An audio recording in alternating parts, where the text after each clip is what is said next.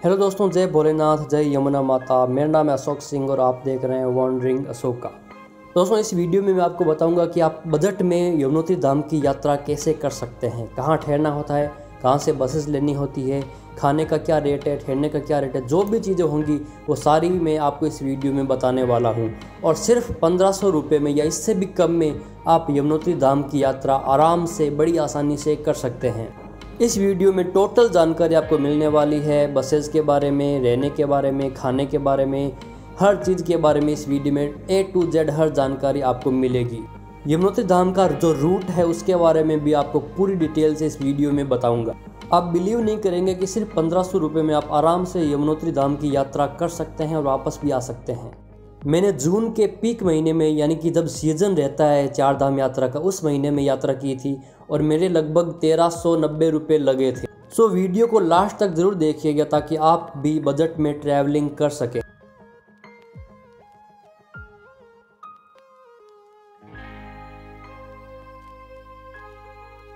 दोस्तों, आप देश के किसी भी कोने में रहते हो, यमुनोत्री धाम या चार धाम जाने के लिए आपको सबसे पहले ऋषिकेश पहुंचना होगा।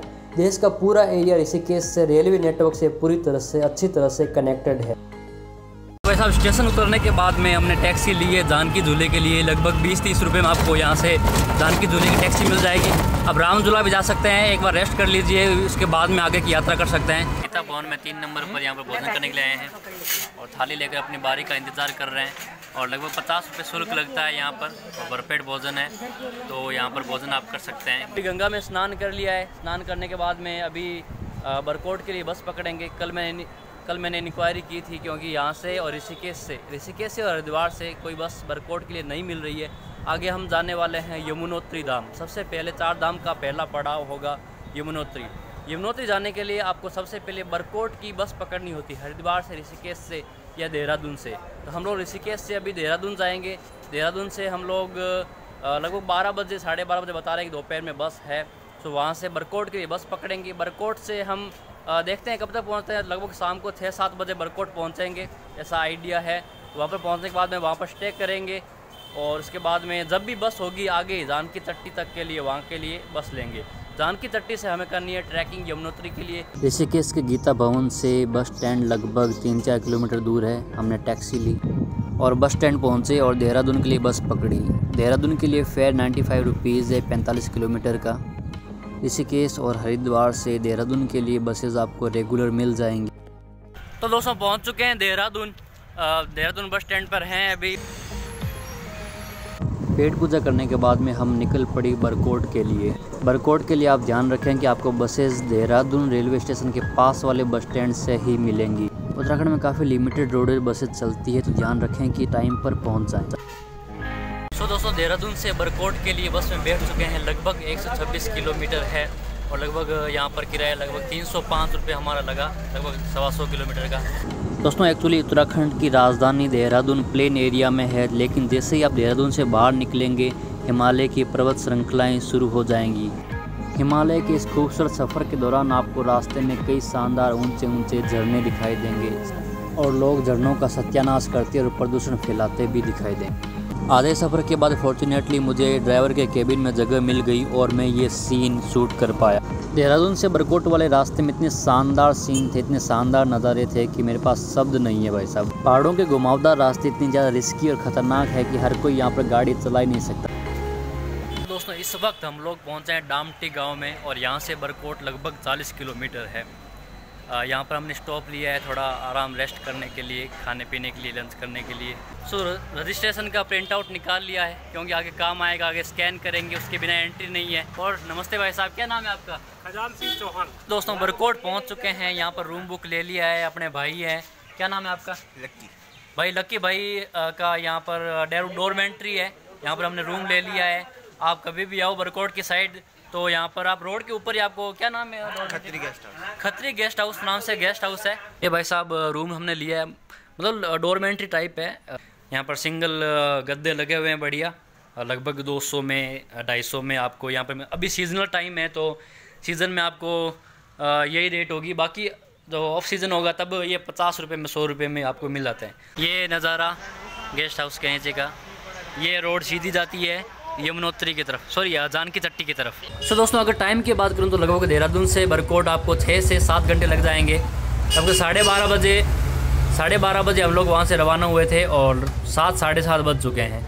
घुमावदार रास्ते हैं, प्लेन एरिया है नहीं तो टाइम लगता है। वैसे 126 किलोमीटर प्लेन एरियाज़ में काफ़ी कम टाइम में कवर हो जाता है, लगभग 3-4 घंटे में। लेकिन पहाड़ी एरिया है तो उस हिसाब से बस चलाते हैं ड्राइवर संभल के, और घुमावदार रास्ते उसका कारण टाइम लगता है। सो फिलहाल हम लोग पहुंच चुके हैं, यहीं पर स्टे कर रहे हैं। हमने डॉर्मेंट्री में बेड ले लिया जैसा कि मैंने आपको बताया। और कल मैं जाऊंगा यमुनोत्री दर्शन करने के लिए, यहाँ से जानकी चट्टी, वहाँ से आगे यमुनोत्री। सो फिलहाल ये अपडेट है। सो आप अगर आएँ तो यहाँ डॉर्मेंट्री ले सकते हैं। अगर आप ज़्यादा VIP पर्सन हैं तो होटल ले लीजिए, कोई दिक्कत नहीं है। बाकी नॉर्मल डॉर्मेंट्री आपको बेड मिल जाएगा, गद्दा मिल जाएगा। पर पर्सन लगभग 200 रुपये 300 रुपये लगते हैं। तो दोस्तों रूम बुक करने के बाद में एक रेस्टोरेंट में आ गए हैं खाना खाने के लिए, शाम का डिनर। अंकल जी पीछे बैठे हैं, यहाँ पर इनका रेस्टोरेंट है, यहाँ पर हम लोग खाना खाने हैं। थाली ऑर्डर कर दी है, लगभग 150 रुपये में पड़ जाएगी। तो अभी थोड़ी देर में निकलने वाले हैं यमुनोत्री की तरफ, यमुनोत्री ग्लेशियर की तरफ। ठंडी की बात करूँ तो बरकोट में फ़िलहाल 15 डिग्री टेम्परेचर है, काफ़ी थोड़ा नॉर्मल ठंड है। बाकी भाई ने बोला कि अंदर गीज़र लगा हुआ है, तो ना गीज़र है, गर्म पानी से नहाएंगे। भाई लाइट ही नहीं थी। सुबह का नाश्ता हो रहा है अभी, क्योंकि भारी नाश्ता तो करेंगे नहीं तो हल्का फुल्का। आप आसपास से कितनी सब्जियां लेकर आए थे, चाकू मिला नहीं, दुकानें बंद है अभी सुबह सुबह।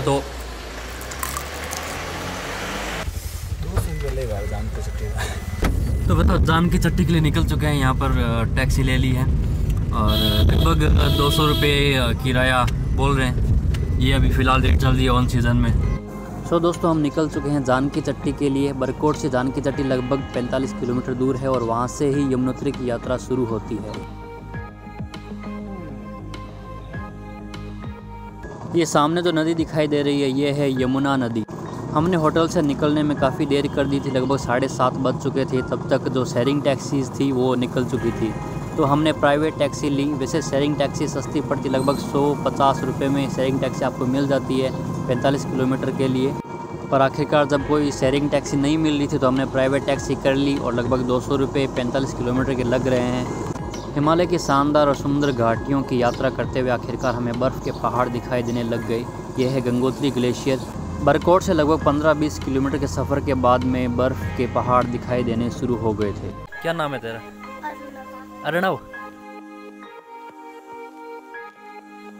जिंदगी में पहली बार मैंने ये बर्फ़ वाले पहाड़ देखे हैं। तो भाई साहब हमारे साथ यहाँ पर लोकल बंदे भी हैं। क्या नाम है आपका? भाई साहब यहाँ कर क्या कर रखा है लोगों ने, गंदगी गंदगी।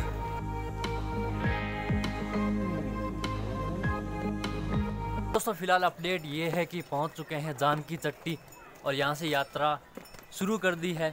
लगभग 5 किलोमीटर यहाँ से हमें पैदल ट्रैकिंग करनी होगी। बर्फीली पहाड़ियाँ भी दिखाई देनी शुरू हो चुकी है। वैसे डंडे की ज़रूरत नहीं है, लेकिन छोटा सा बच्चा था 5-6 साल का वगैरह डंडा में ले लेते हैं। पिट्ठू की रेट यहाँ 800 से 1000 रुपये है और घोड़े और पालकी के लिए आपको 2500 से 3000 रुपये पे करने होते हैं। ऊपर बोर्ड पर आप लिखा देख सकते हैं यमुनोत्री धाम यहाँ से लगभग 5 किलोमीटर है, अभी शुरुआत हुई है। जानकी चट्टी से यमुनोत्री तक का ट्रैक पहाड़ों से घुमावदार रास्तों से होते हुए जाता है। रास्ते में सरकार ने काफ़ी अच्छी सुविधाएं कर रखी है, रास्ते को भी अच्छा बनाया गया है। आपको ज़्यादा दिक्कत नहीं होगी यहाँ पर ट्रैकिंग करने में।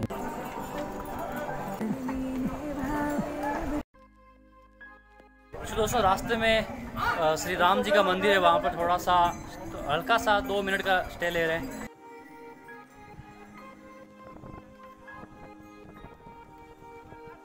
मैंने यमुनोत्री धाम के लिए यात्रा जून में शुरू की थी और ये पीक सीजन रहता है। इस सीजन में काफ़ी ज़्यादा रश आपको दिखाई देगा। यहाँ पर डेली लगभग 3 से 4 हज़ार लोग दर्शन करते हैं।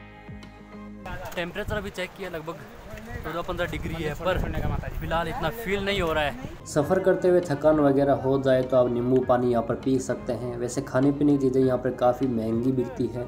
मैगी वगैरह खाएंगे तो आपको 80 से 100 रुपये में पड़ेगी। कोशिश करें कि हल्का खाना ही खाया जाए। 3 घंटे के सफ़र के बाद में आखिरकार यमुना माता का मंदिर आपको सामने दिखाई दे रहा होगा और ऊपर है बर्फीली चोटियाँ, इनके पीछे है यमुनोत्री का ग्लेशियर जहाँ से नदी निकलती है। लंबी लाइन में लगने के बाद में हम लोग पहुंच चुके हैं यमुनोत्री मंदिर परिसर के अंदर। यहाँ पर 3 मंदिर भी अलग से देवताओं के बने हुए हैं।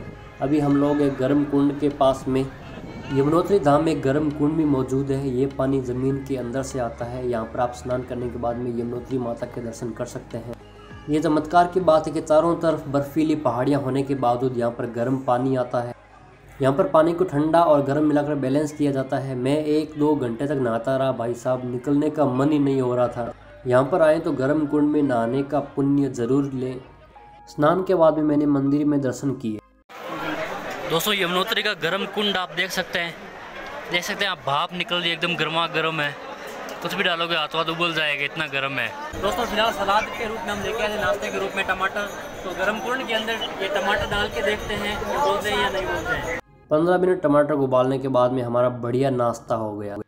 गर्म कुंड में स्नान करके, नाश्ता करके और माता जी के दर्शन करके मैं आ गया यमुना नदी की तरफ। भाई यमुना नदी का पानी बहुत ज़्यादा ठंडा है क्योंकि सीधा ग्लेशियर से आता है। कई लोग इस ठंडे पानी में नहा भी रहे थे।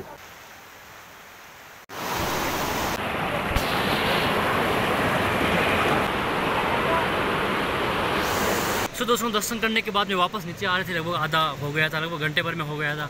और अचानक से बारिश शुरू हो चुकी है क्योंकि मौसम यहाँ पर कभी भी ख़राब हो सकता है, कोई भरोसा नहीं है इसका। वहाँ पर जब हम दर्शन कर रहे थे वो मौसम बिगड़ना शुरू हो गया था। हिमालय की चोटियों के पीछे से घने काले बादल आ रहे थे और अभी फ़िलहाल बारिश हो रही है। सो देखते हैं, थोड़ी कम होगी तब आगे रवाना होंगे। नहीं तो छतरी भी है, वो छतरी यूज़ करेंगे, नहीं तो चलते हैं भोलेनाथ का नाम लेके। यमुनोत्री धाम से वापसी का रास्ता काफ़ी आसान लगता है क्योंकि ढलान है। और जितना टाइम आपको चढ़ने में लगा उससे लगभग आधा टाइम आपको उतरने में लगता है।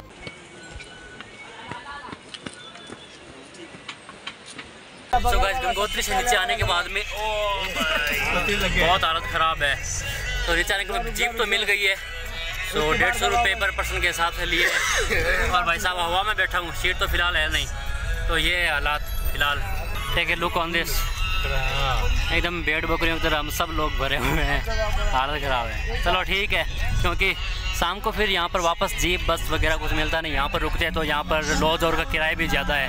भाई साहब ने गाने चला लिए, मुझे बंद करना पड़ेगा। यमुनोत्री धाम की ट्रैकिंग एक दिन में पूरी हो चुकी है। हम लोग शाम को नीचे आ गए हैं और अभी हम लोग जा रहे हैं बरकोट के लिए। वहाँ से हम जाएंगे उत्तरकाशी। उत्तरकाशी से हम जाएंगे अगले धाम गंगोत्री के लिए। पहला धाम हमारा पूरा हो चुका है। यमुनोत्री की ट्रैकिंग आराम से एक दिन में पूरी हो जाती है और आप अगले धाम के लिए रवाना हो सकते हैं।